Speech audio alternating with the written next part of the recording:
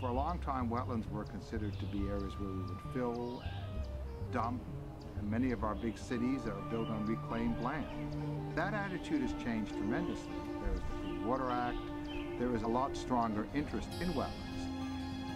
The Hudson Valley has so many different kinds of wetlands. Might not be your traditional lake. It might be a peat bog. Marshes are one of the habitats that we have here. And then we have small, unique wetland habitats like fens. And then one of my favorites are vernal pools. But then we have wetlands that are completely different, like hardwood swamps. Wetlands come in a wide variety of forms and functions. Nonetheless, we continue to lose wetlands, particularly small wetlands, at an alarming rate.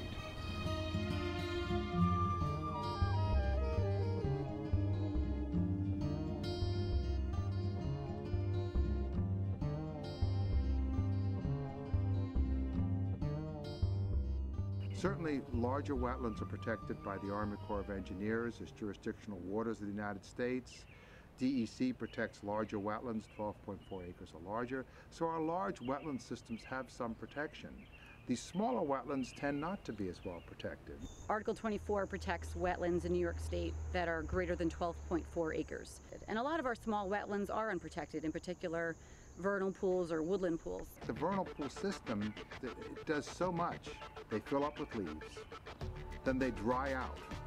That's the nature of a vernal pool. It's what Hudsonia calls an intermittent woodland pool. And the pools are so important as breeding habitat because they're isolated, there's no fish, so the fish can't prey upon the eggs and developing larvae.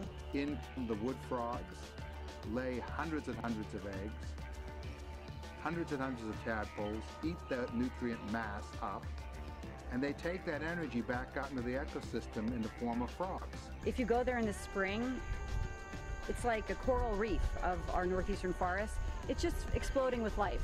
And then eventually, all that life spreads back out into the forest. A species like a salamander that breeds in a vernal pool, they only are in the vernal pool for a couple weeks out of the year for breeding and egg laying, and then they move back to the forest where they live, some of them traveling a quarter of a mile. And you can imagine for a creature that's only maybe 7 inches long, moving a quarter of a mile is a great distance, and they have to cross driveways and roads and other potential hazards. Pound for pound, little tiny salamanders. There are more of those per acre of forest than there are white-tailed deer or any other large creatures. That is a huge amount of what we call biomass. I mean, salamanders are preyed upon by a wide variety of organisms. They serve as the base of the food chain.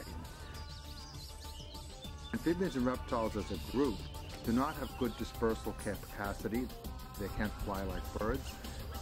They're tied to very specific and often complex habitats. Mosaics, as we call them ecologically, of wetlands and uplands. And consequently, when these disappear, the animals disappear.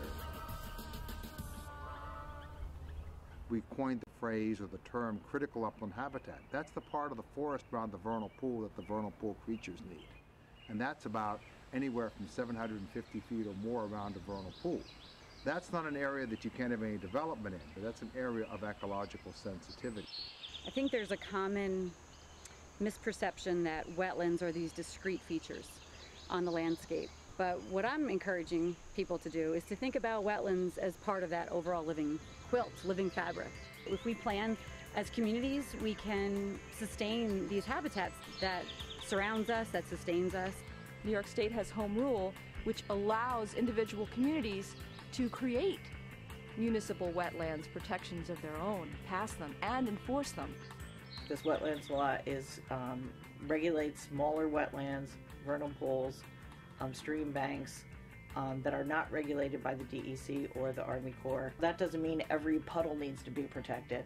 There are certain characteristics that differentiate a vernal pool from a puddle.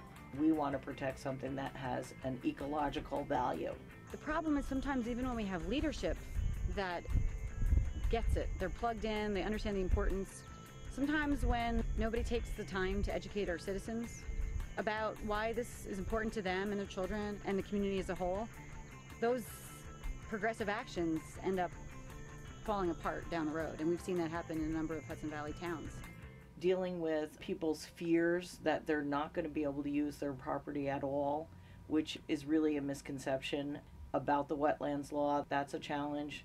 The real way of handling that challenge has been having a really good wetlands inspector. He was the man on the ground implementing the wetlands law. He was educating the public while he was doing it. Well, here we are on the Wallkill floodplain. But this is a big river, and the floodplain is a really big floodplain. Now, here we have a sedge tussock. Sedges form these little lumps, and they're doing that so that they can aerate their roots. Look at this root right here. The root is doing the same thing. It's trying to aerate. When you see that lumpy ground, that's probably wetland. He was helping people to understand how they could accomplish the building or the development that they wanted to do and do it in a way that was not destructive of the environment. Davis, sedge. I've had some kind of, I don't know, negativity or antagonism, but not about what you'd think. It was about getting called out to look at a situation where someone was complaining about what they thought was a wetland. Someone had filled a wetland to build a development, forcing the water out of the wetland into neighboring properties, causing all sorts of problems. So we'd get calls by people complaining about these problems that were created by developing wetlands. And they could be flooded basements, septic backing up because there was no protection of wetlands. So someone developed a wetland. Now they can't do that, not in some way that allows neighboring properties to be harmed. For every acre that you have of wetlands, it holds 1 million gallons of water. And so the major importance of wetlands really is flood prevention.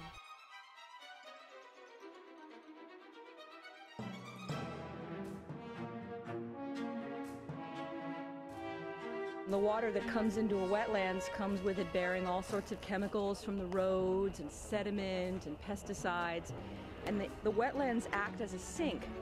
The silt and the particles and the chemicals settle in the wetlands instead of flushing out into the river.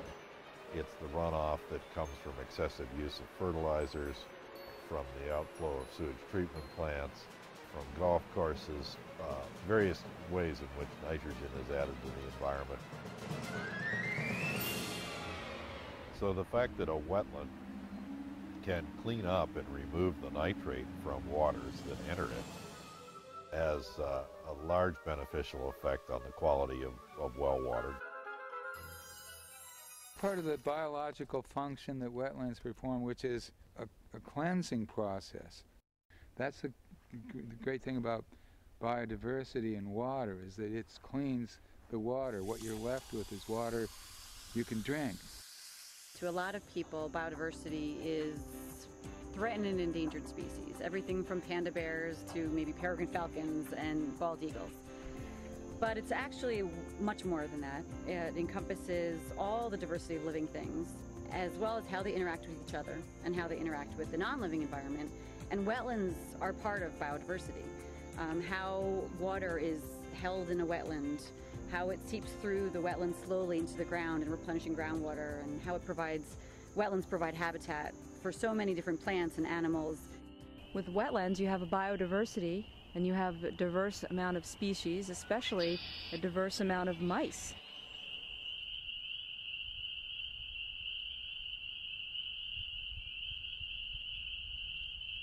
The deer tick, unfortunately, prefers the white-footed deer mouse, and when you have a lot of development, this particular type of mouse proliferates, and the tick is a vector species which spreads Lyme disease. So when you have a diverse population of mice, you don't have as many ticks. This is what you would call a vernal pool or an intermittent woodland pool. They often go unnoticed because it's just a little place in the woods, and half the time it doesn't have any water in it anyway. The frogs and the salamanders can lay their eggs in there. Hundreds, even thousands of them can hatch out from one vernal pool. So there's a lot of mosquito control in the wetland. I've known people who lived very near swamps and had no mosquito problems. When you mess it up, when you poison the life out of it, what thrives more than anything else are the mosquito larvae. All sorts of things that could hold stagnant water, where no frogs or anything else, insects, could get into, but the mosquitoes could get in there and lay their eggs. So old tires, all kinds of things in an old dump to capture water, it's also going to capture mosquitoes in large numbers. You know, people say, well, that wetland is just a mosquito hole. We ought to get rid of it. And they don't realize that when they do that, they're eliminating a lot of the higher organisms that they might enjoy. Wetlands are absolutely essential to those wildlife species that perform an ecosystem service.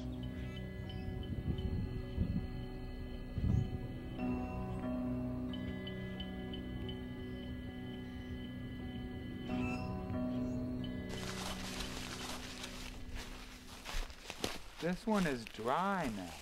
You can see how wide it is. It's a very, very big wetland, and it may be intermittent. The leaves that just fell are dry, new, they're lying all over it.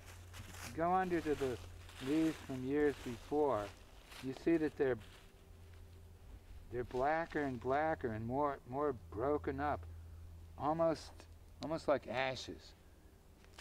Basically, everything is being converted to carbon, and what you wind up with is this very dark black soil.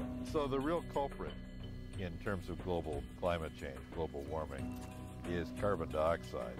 And it's been known for more than 150 years that carbon dioxide absorbs infrared radiation. That's basically heat radiation, and that warms the atmosphere. When it comes to what we call carbon sinks, what we really mean is places where carbon dioxide is taken up by plants, removed from the atmosphere, and stored. And so a growing forest is a fairly effective carbon sink. An agricultural field is much less effective as a carbon sink. The soil characteristics of a wetland soil persist. They're kind of long-lasting. And those characteristics are in a sequence, in a layered sequence, because that's the way they develop. If you stir them all up, they're gone. Carbon entering a wetland is very slow to decompose in a wetland, and therefore tends to accumulate there. So square foot by square foot on the land surface, a wetland can actually be a more effective carbon sink, perhaps even than a forest. I don't agree with the fact that we could just replace everything. That's really hubris. We don't have the ability to replace complex wetlands. You can create the detention functions of a wetland quite easily. It's like a bathtub, holds water, holds flood water. But when it comes to denitrification and the biological attributes, they're much harder to recreate. Some of our wetlands have, huge layers of peat underneath them. Well, somebody that's totally unconcerned about whether the climate is changing and might change should be very aware that when carbon dioxide dissolves in water, it makes that water more acidic. It's called carbonic acid when it dissolves in water. You could do it in a high school or junior high laboratory experiment. Well, coral reefs and organisms in the ocean and shells, and those dissolve in acid conditions. So as carbon dioxide rises in our atmosphere, we're destined to see some ocean acidification. It's basically disrupting an ecosystem service that nature provides us, namely fisheries from the marine environment. So your first thing is, can you avoid the impact altogether? If you can't avoid the impact, then you minimize it. Make it smaller, make it less. And very lastly, can you mitigate? That's the thought process you need to go through as you approach wetland issues. Avoid, minimize, and mitigate. And why that way? Because mitigation never achieves what is lost. When you add a parking lot, you're going to have an impact. It's a matter of trying to restrain that impact or mitigate that impact so that it doesn't adversely affect the wildlife downstream from it. It's kind of interesting that the method that they're using, which is this constructed pond, will eventually attract wildlife to the polluted water. I don't think anybody would want to do something that would also, negatively affect their own project, which people do. It's the hubris, the arrogance of the developer and the developer's engineer that we can just engineer anything out of the way. No problem is unsolvable. Wrong. As you can see, this construction was done on a very steep slope. During the planning process, a very elaborate plan was devised to have the soil be exactly the right compaction and have the right plants planted here in order to prevent erosion. The only problem was that the person who was doing the construction didn't allow the person who had devised the plan on the site to take a look and make sure that they were following the plan so that they would prevent destruction to the environment. You look over here that in fact the deep gullies have evolved here and that you have a good deal of erosion and therefore runoff coming right down here into the woods and downhill into the wetlands. One of the key components for environmental protection, or the lack thereof, is of course the construction crews who put up silt fences, and these actually, if installed correctly and removed properly, provide a fairly minimal amount of protection. And then when it comes time to take them down, well, they just kind of let them lie here, or they bury them, they drive their equipment over them. It's a good idea to know in your town who your code inspector is. If you see something like this, who do you call? There's one building inspector for 45 square miles that we have for our town. So we need people to write in or call in or email in when they see non-compliance with any town law, including this.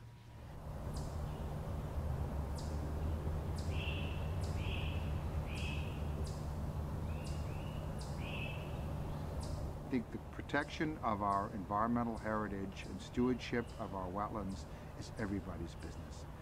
And what I like is that you actually can achieve this within a development context. I mean, it is not a matter of saying, do we develop or not to develop? It's how we develop. There are study after study that shows that low-impact development, if used consistently and effectively, reduces development costs. People say, well, how? How can it be that way? Well, firstly, low-impact development promotes tighter clusters of development.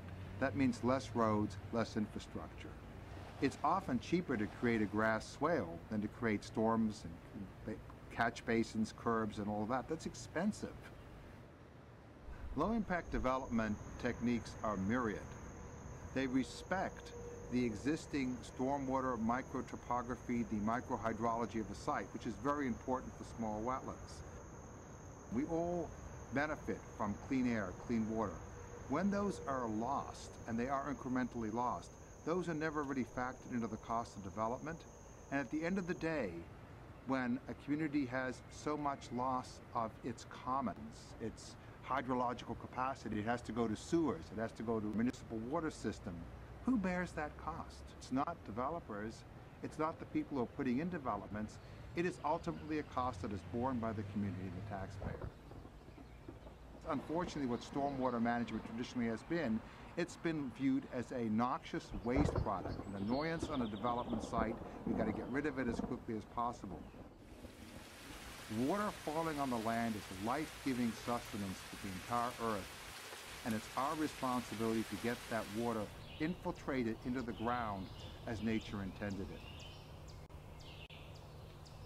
think a common mistake, particularly at the planning board level, is to look at property just at the boundaries of the site. And the natural world doesn't work that way.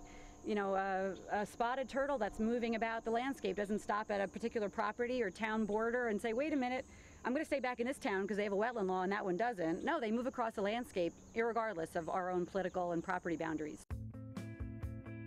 The beaver is really the architect of our landscape here. Beavers create this environment, but it provides a habitat for so many other species, for the fish and the birds that feed on the fish, and the plants, the aquatic plants that grow here.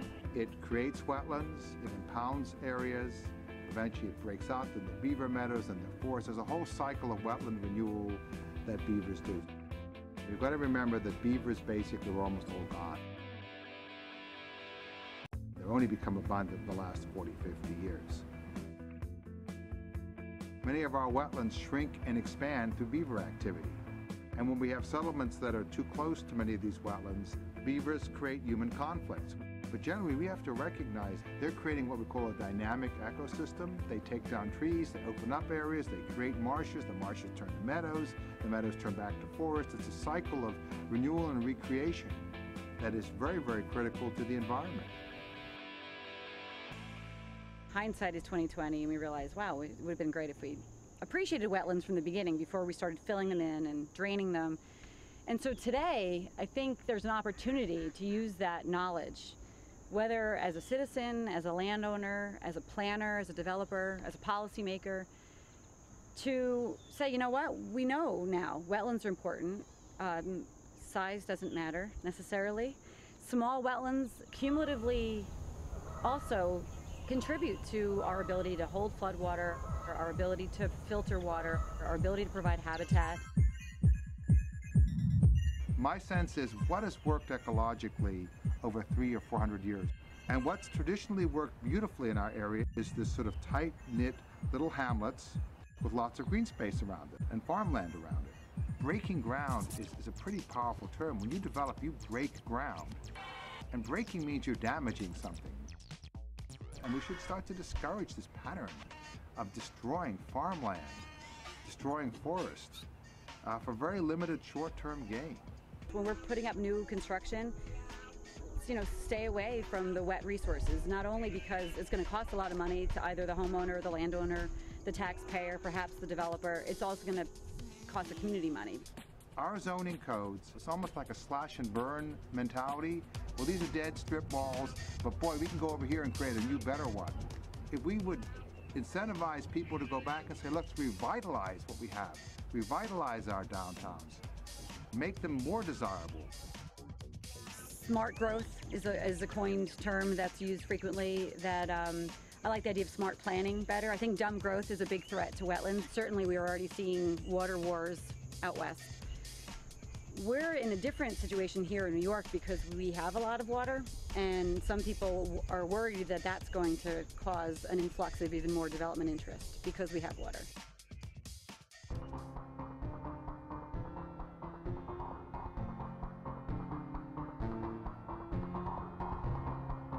In light of the financial reality, having the opportunity to be proactive and not end up trying to save something at the last Hail Mary moment, so that we don't end up having property owners with wells that dry up, and so we don't end up with municipal water systems that are depleting financial resources as we try to upgrade and try to seek out more water. And I think from common sense, it's going to be an expensive and potentially high impact endeavor.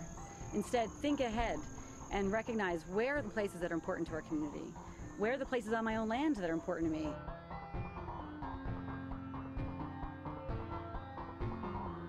It's not easy. The decisions we make about land and where we're going to put our human development, where we're going to protect wildlife habitat, those aren't easy decisions. And I feel like if we can all just educate ourselves and take that extra step of responsibilities and put into place those plans and policies that protect them for the future generations, I think that's really the most common sense step we can take.